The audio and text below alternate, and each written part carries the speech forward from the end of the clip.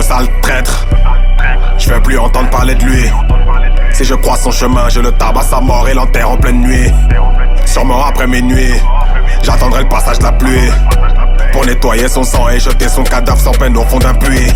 C'était mon gava depuis des années. Je l'ai épaulé quand il s'est fait condamner. Je pouvais tout faire pour lui-même jusqu'à rafaler. Qui voulait nous séparer n'était même pas né. Rien que d'en parler, je te jure, j'en ai la rage. Je crois que je vais faire un carnage.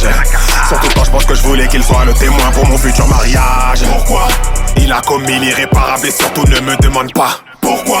La sentence sera irrévocable, non je n'ai clairement pas le choix. Pourquoi?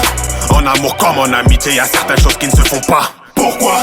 Laisse-moi te l'expliquer, je vais même te le détailler, tu vas comprendre. C'était un soir de janvier, une soirée maison pépère. J'étais pas trop déter, mes gars eux ils sont allés en mode conquête de guerre, voulaient toutes se les faire. Et là, il se trouve que ma fille était aussi avec ses goûts. La soirée battait son plein, le kiff, l'alcool qui coule à flot. Puis les ravages de l'excétise, DJ passe du souk à la quise. On passe de la bise à la baise et dans la chambre il la réquise. J'apprends la news 2 semaines après, un pote m'a raconté ce fameux soir. Je suis pas dépressif mais j'allais broyer du noir et terminer ma vie dans une maison d'arrêt. J'étais pas prêt, mon meilleur pote qui couche avec ma fameuse. Si je croyais pas en Dieu j'aurais sorti le feu. J'ai pris sur moi comme un pare-balles de feu que, oh misère, j'ai toujours pensé que c'était un mec droit.